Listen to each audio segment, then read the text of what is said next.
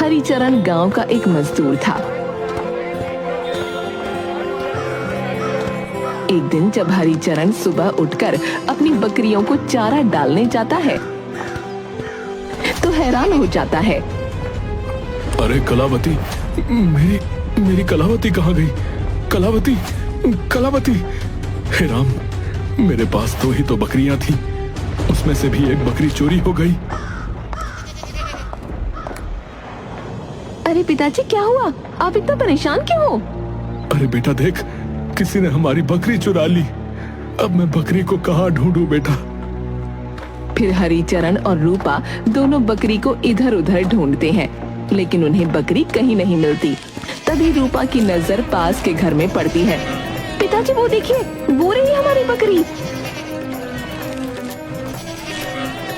लेकिन बकरियां तो सभी एक जैसी ही लग रही हैं, तो फिर तुझे कैसे पता कि वो बकरी हमारी ही है? पिताजी देखिए, सारी बकरियां चारा खा रही हैं, लेकिन सिर्फ वही है जो आपको देखे जा रही है और कैसे मिमिया रही है। अगर आप ध्यान से देखें तो आपने जो कल कलावती को रस्सी बांधी थी वो वही रस्सी है। हाँ, तुम्हारी अकल की तो दाद देनी पड़ेगी। दोनों उस आदमी के पास पहुंचते हैं। अरे ओ गिरधर, ये बकरी मेरी है। अरे ये बकरी मेरी है और आप ऐसे कैसे कह रहे हो कि ये आपकी बकरी है भैया? वो सब मुझे नहीं पता, लेकिन ये बकरी मेरी है। दोनों बहुत देर तक इस बात पर बहस करते हैं। अच्छा ठीक है, हम दोनों एक काम करते हैं, गांव के मुखिया के पास चलते हैं, अब वही हमारा न्याय करेंगे। अरे लेकिन बात सीधी सी है भाई, ये मेरे यहाँ बंधी है तो ये मेरी बकरी हुई और मैं मुखिया के पास क्यों जाऊं? अब अगर आप इतना कह रहे हो तो हमारा न्याय मुखिया जी ही करेंगे। फिर दोनों गांव के मुखिया के पास चले जाते हैं। गांव का मुखिया एक बहुत होशियार आदमी था। गांव के सभी लोग अपनी समस्या लेकर उसके पास जाते थे और वो उन समस्याओं का बहुत अच्छे से समाधान करता था। अरे हरिचरण, क्या हुआ? मुखिया जी, आज सुबह जब मैं उठा तब मेरी बकरी अपनी जगह पर नहीं थी और इस गिरधर के यहाँ ये मिली और ये कहता है कि ये तो उसकी बकरी है। अब आप ही हमारा न्याय कीजिए मुखिया जी।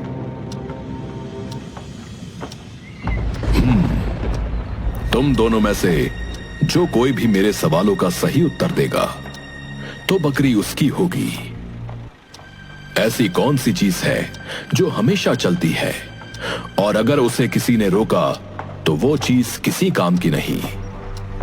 तुम दोनों को मैं कल तक का समय देता हूं। कल सुबह जो भी मुझे इस सवाल का जवाब बताएगा, ये बकरी उसी की रहेगी। गिरधर और हरिचरण दोनों अपने अपने घर चले जाते हैं। क्या हुआ पिताजी? मुखिया जी ने क्या कहा? मुखिया जी को तो तुम जानती ही हो, उनके न्याय करने का तरीका कुछ अलग ही है। उन्होंने हम दोनों से एक सवाल पूछा है, लेकिन मुझे नहीं लगता कि कल तक मैं उस सवाल का जवाब दे पाऊंगा। ऐसे तो हमारी बकरी उस गिरधर के पास चली जाएगी। अरे लेकिन पिताजी, ये तो बताइए कि मुखिया जी ने सवाल क्या पूछा? बेटा, उनका सवाल है कि ऐसी कौन सी चीज है जो हमेशा चलती रहती है और अगर किसी ने उसे रोका तो वो चीज किसी काम की नहीं। पिताजी, तो कितना सरल सवाल है। फिर वो उसके कान में कुछ कहती है। अगले दिन गिरधर और हरिचरण दोनों मुखिया के पास पहुंचते हैं। गिरधर और हरिचरण, मैंने तुम दोनों से कल जो सवाल पूछा था, तुम दोनों में से उस सवाल का जवाब किसे पता है? नहीं मुखिया जी, उस सवाल का जवाब मैं अभी तक नहीं पता लगा पाया हूं। मुझे एक और दिन का वक्त दीजिए। और हरिचरण, तुम क्या तुम्हें पता है मेरे सवाल का जवाब? हाँ मुखिया जी, आपके सवाल का जवाब है घड़ी। वो हमेशा चलती रहती है और अगर उसके अंदर के कांटे को कोई रोक ले तो वो किसी काम की नहीं रह जाती। हाँ हरिचरण, तुमने सही कहा, लेकिन इस प्रश्न का उत्तर तुम्हें किसने बताया? क्योंकि जहां तक मैं तुम्हें जानता हूं, इस प्रश्न का उत्तर जानना तुम्हारे लिए नामुमकिन है। हाँ महाराज, मैं ठहरा एक किसान आदमी, मुझ में इतनी समझ कहाँ, लेकिन आपके सवाल का जवाब दरअसल मुझे मेरी बेटी ने बताया था। वो बहुत ही अक्लमंद और रूपवान है। मुखिया जी, ये तो नाइंसाफी है। हरिचरण को तो उसकी बेटी ने जवाब बता दिया, लेकिन अगर मुझे उस सवाल का जवाब नहीं मिला, इसका मतलब ये तो नहीं कि बकरी मेरी नहीं। आप एक सवाल के जवाब से कैसे तय कर सकते हैं कि कौन सही है और कौन गलत? गिरधर, अगर बकरी तुम्हारी होती तो तुम एड़ी चोटी का जोर लगा देते, पर उस प्रश्न का उत्तर ढूंढ कर लाते। अब क्योंकि वो बकरी तुम्हारी नहीं थी, इसलिए तुमने मेरे प्रश्न पर ज्यादा गौर नहीं किया। वहीं हरिचरण को उसकी बकरी चाहिए थी, इसलिए उसने हर किसी से पूछा। अब बताओ कि तुमने हरिचरण की बकरी क्यों चुराई? मुखिया जी, क्षमा मुखिया जी, मुखिया जी, क्योंकि मेरे पास बकरियों का ढेर है, लेकिन उनमें से एक भी बकरी अच्छे से दूध नहीं देती। वहीं हरिचरण के पास सिर्फ 2 बकरियां हैं, लेकिन दोनों बहुत अच्छा दूध देती हैं। बस इसी लालच में मैंने उसकी बकरी चुरा ली। मुझे क्षमा कर दीजिए मुखिया जी, आगे से ऐसा कुछ नहीं होगा।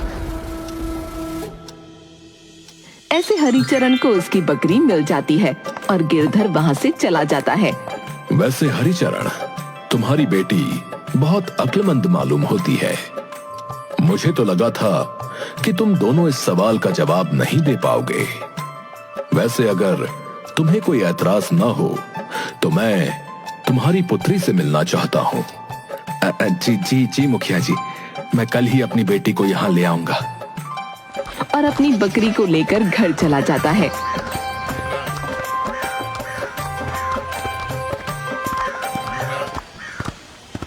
रूपा अपने पिताजी के साथ बकरी को देखकर बहुत खुश हो जाती है।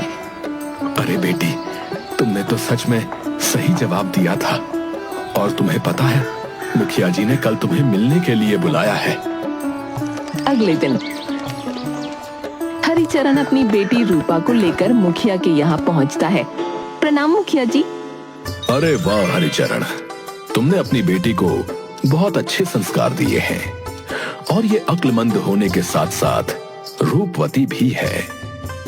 वैसे हरिचरण, अगर तुम्हें कोई ऐतराज ना हो तो मैं अपने पुत्र का विवाह तुम्हारी पुत्री रूपा से करवाना चाहता हूँ। लेकिन मुखिया जी, कहाँ आप गांव के मुखिया और कहाँ मैं छोटा सा किसान। अरे हरिचरण, मैं छोटे बड़े में विश्वास नहीं रखता। भगवान का दिया हुआ सब कुछ है। मुझे तो अपने बेटे के लिए एक सुंदर और गुणवान बहू चाहिए, और तुम्हारी बेटी में मुझे वो दोनों गुण दिखे। मेरी बेटी के लिए आपके घर की बहू बनना बहुत सौभाग्य की बात होगी। अरे कोमल, तुम्हारा क्या कहना है? अब इसमें सोचने वाली क्या बात है? रूपा और हमारे राघव की जोड़ी बहुत जचेगी। तो फिर तय रहा। जैसे ही राघव व्यापार करके आएगा तो हम दोनों इनकी शादी करवा देंगे। लेकिन हम उससे पहले पंडित जी से मुहूर्त निकलवा लेंगे। लेकिन रूपा, मेरी एक शर्त है। जी मुखिया जी, बताइए क्या शर्त है आपकी? मेरे घर की हर चीज पर तुम्हारा हक रहेगा। यहाँ तुम्हें हर चीज का ऐशो आराम मिलेगा, लेकिन शर्त यह है कि तुम मेरे मसलों में कभी भी टांग नहीं अड़ाओगी। ठीक है मुखिया जी, मैं आपके मसलों में कुछ नहीं कहूंगी।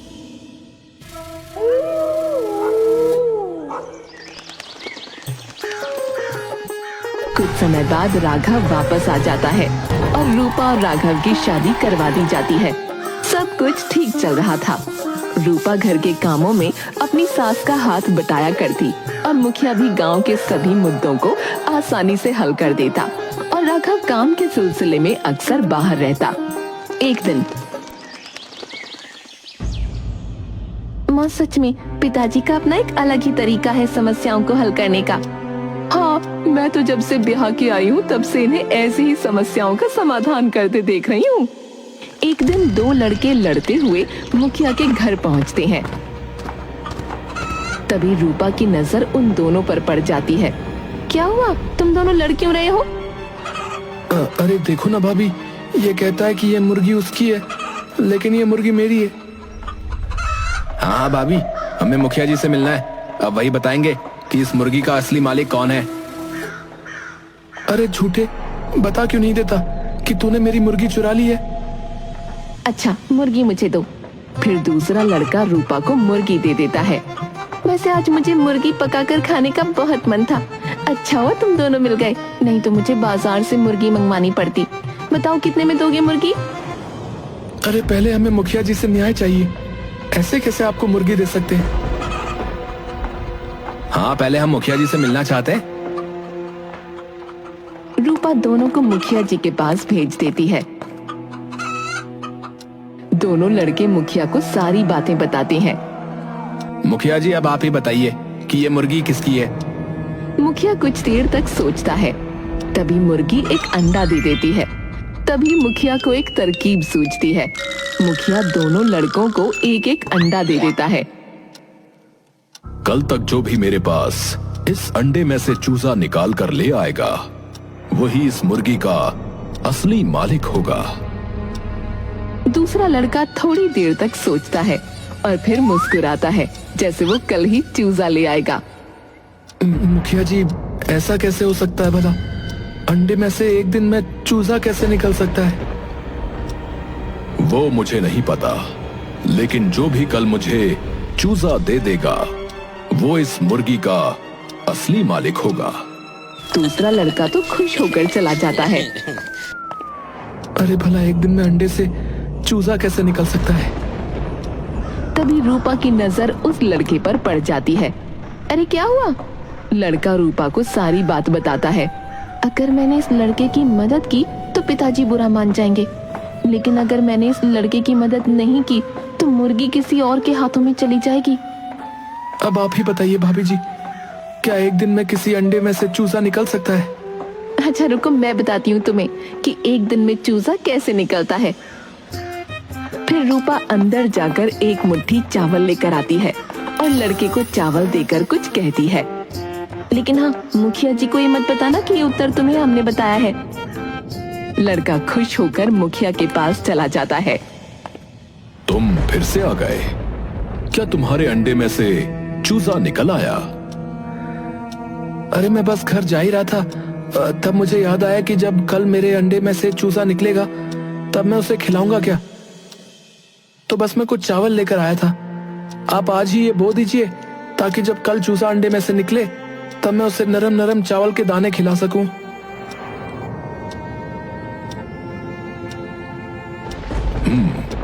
अभी जाओ और कल आकर अपनी मुर्गी ले जाना। वैसे जो हमारी मदद करते हैं, हमें उन्हें धन्यवाद करना चाहिए। लड़का और भी ज्यादा खुश हो जाता है। धन्यवाद मुखिया जी। और लड़का वहाँ से चला जाता है। वैसे मदद तो मेरी भाभी जी ने भी की है, तो धन्यवाद तो मुझे उन्हें भी कहना चाहिए। अरे भाभी जी। अरे क्या हुआ? वो मुखिया जी कल मुझे अपनी मुर्गी दे देंगे। ये तो बहुत अच्छी बात है, पर अभी तुम जाओ यहाँ से, किसी ने देख लिया तो गजब हो जाएगा। लेकिन मुखिया उन दोनों की बातें सुन लेता है। बहू, बहू। जी पिताजी।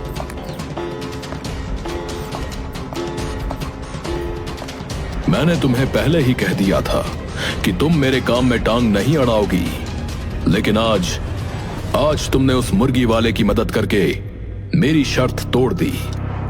और वैसे भी तुम्हें कैसे पता कि वो मुर्गी उसकी ही थी? अगर मुर्गी दूसरे लड़के की हुई तो? मुझे माफ कर दीजिए पिताजी, लेकिन जो दूसरा लड़का था वो बहुत ही ज्यादा तेज और अक्लमंद था, लेकिन पहला लड़का बहुत सीधा था। और मुझे यकीन है कि वो मुर्गी उसी की थी, क्योंकि जब वो आपके पास आए थे उससे पहले दोनों लड़कों ने मुझे सारी बात बताई थी। तब मैंने उनसे मुर्गी लेकर उसे पकाने के लिए कहा। तब दूसरे लड़के के मुंह पर एक शिकन तक नहीं थी, लेकिन पहले लड़के का कलेजा मुंह को आ गया। और जब आपने दोनों लड़कों को अंडे दिए तब दूसरा लड़का तो बिना हिचकिचाए ही वहां से चला गया, लेकिन पहला तो सोच में ही डूबा था। अब जब कल आपने चूजा लाने की बात की है तो मुझे यकीन है कि जो दूसरा लड़का है वो बाजार से जाकर चूजा ले आएगा। लेकिन वो सब मुझे नहीं पता। मैंने तुम्हें बस एक ही बात मानने के लिए कहा था, लेकिन तुमने वो भी नहीं मानी। जाओ, अब अपने घर जाकर रहो। नहीं नहीं जी, आप ऐसे बहू को नहीं निकाल सकते। उसे एक मौका और दो, उसकी पहली और आखिरी गलती समझकर माफ कर दो। ठीक है, लेकिन उसे इस बात की सजा तो मिलनी ही चाहिए। बहू को कुछ दिन मायके रहकर तो आना ही पड़ेगा। लेकिन कोई बात नहीं माँ जी, वैसे भी मुझे अपने मायके गए बहुत दिन हो गए हैं, तो मैं थोड़े दिन रहकर आ जाऊंगी। ऐसा कहकर रूपा थोड़े दिन के लिए अपने मायके चली जाती है। अगले दिन जब दोनों लड़के फिर से आते हैं तो दूसरा लड़का सच में बाजार से चूजा लेकर आया था। फिर मुखिया को अपनी गलती का एहसास हुआ।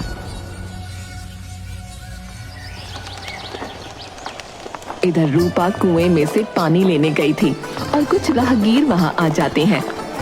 वो देखो, वो औरत कुएं से पानी भर रही है। चलो चलकर पानी मांगते हैं। अरे बहन, हम बहुत दूर से आए हैं, क्या हमें थोड़ा पानी मिल सकता है? इन्हें यहाँ पानी पिलाना ठीक ना होगा। आसपास कोई दिख नहीं रहा। एक काम करती हूँ, घर ले जाकर पानी पिला दूंगी। वैसे भी वहाँ पिताजी भी रहेंगे तो कोई डर की बात नहीं होगी। मैं आपको पानी तो पिला दूंगी, लेकिन आप सभी को बताना होगा कि आप कौन हो। बहन, मैं एक यात्री हूँ। अरे, लेकिन यात्री तो सिर्फ दो ही होते हैं, तुम कौन से यात्री हो? पहला राहगीर सोच में पड़ जाता है। बहन, मैं एक बहुत गरीब लकड़हारा हूँ, तुम मुझे तो पानी पिला ही सकती हो। अरे भाई, लेकिन गरीब तो दुनिया में केवल दो ही प्राणी होते हैं। तुम बताओ, तुम कौन हो? रूपा के प्रश्न से सभी का सर चकरा गया। ये औरत तो ऐसे प्रश्न पूछ रही है जिसके जवाब ढूंढना मुश्किल है। मैं इसे कह दूंगा कि मैं अनपढ़ हूँ। हाँ, हो सकता है ये मुझे पानी पिला दे। अरे बहन, मैं तो एक अनपढ़ गवार हूँ, मैं तुम्हें क्या ही जवाब दे पाऊंगा। अब तुम मुझे तो पानी पिला ही दो, बहुत जोर से प्यास लगी है। लेकिन अनपढ़ गंवार तो दुनिया में केवल दो ही है। बहन, मुझे बहुत जोर से प्यास लगी है और मैं इन लोगों की तरह समझदार नहीं हूँ, मैं बहुत मूर्ख हूँ। लेकिन मूर्ख तो केवल दो ही होते हैं। अरे भाई, चलो चलो, हमने यहाँ रुककर ही गलती कर दी। हाँ हाँ, चलो यहाँ से। अरे भाई साहब, यहाँ से थोड़ी ही दूर पर मेरा घर है, आप चारों वहाँ चलिए, मैं आपको पानी पिला दूंगी। फिर सभी लोग रूपा के घर पहुँचते हैं और रूपा भी जल्दी से घर चली जाती है और चारों राहगीरों को पानी पिला देती है। राघव दूर खड़ा होकर उन चारों राहगीरों को जाते हुए देख रहा था। अरे, पिताजी ने रूपा को कुछ दिनों के लिए मायके क्या भेज दिया, तो क्या रूपा दूसरे लोगों को अपने घर बुलाएगी? न जाने मेरी पीठ पीछे इसने क्या क्या काम किए होंगे। और उल्टे पैर राघव अपने घर चला जाता है। राघव अपने पिता को सारी बात बताता है। क्या बहू ने ऐसा किया? मुखिया और राघव दोनों ही रूपा के मायके पहुंच जाते हैं। बहू, ये मैं क्या सुन रहा हूँ? तुम अपने मायके में गैर मर्दों को घर में बुलाती हो? हाँ पिताजी, मैंने अपनी आंखों से देखा उन चारों लोगों को जाते हुए। मेरा विश्वास कीजिए, मैं बस उन्हें पानी पिला रही थी। वो चारों मुझे गांव के कुएं पर मिले थे और वहाँ आसपास कोई नहीं था, इसलिए मैंने उन्हें वहाँ पानी पिलाना ठीक नहीं समझा और कुछ प्रश्न पूछे ताकि वे उनका जवाब ना दे सकें, और फिर उन्हें घर पानी पिलाने के लिए कह दिया। अच्छा, तो ऐसे कौन से प्रश्न पूछे तुमने उन लोगों से? रूपा ने उन्हें सारे प्रश्न बता दिए। अच्छा, तो उनके उत्तर क्या है? मेरे पहले प्रश्न का उत्तर है सूरज और चांद, दुनिया में वही तो यात्री है। मेरे दूसरे प्रश्न का उत्तर है गाय और बहू, क्योंकि उनसे ज्यादा गरीब और कोई नहीं। तीसरे प्रश्न का उत्तर है भूख और प्यास। दोनों हमारे साथ अनपढ़ की तरह चलते रहते हैं। और चौथे प्रश्न का उत्तर? चौथे प्रश्न का उत्तर है, वैसे अभी तो मेरे सामने सिर्फ 2 ही मूर्ख हैं। एक मेरे पति, जिन्होंने बिना कुछ सोचे समझे हम दोनों की बात को आप तक पहुंचा दिया। वो चाहते तो मुझसे भी पूछ सकते थे। और दूसरे मूर्ख है मेरे ससुर जी, जिन्होंने बिना कुछ सोचे समझे पूरे गांव के सामने अपनी बहू की इज्जत की परवाह न की। मुखिया को अपनी गलती का एहसास हो चुका था। मुझे माफ कर दो बेटी, मुझे अपनी गलती का एहसास हो चुका है। अब मैं तुमसे आग्रह करता हूं कि तुम हमारे घर चलो। तुम्हारे बिना घर बहुत सूना लगता है। मुझे समझ आ गया है कि घर में बहू का क्या महत्व होता है। हाँ बेटी, एक लड़की का असली घर उसका ससुराल ही होता है। जाओ बेटी, अपने घर जाओ। रूपा सभी के कहने पर अपने ससुराल चली जाती है।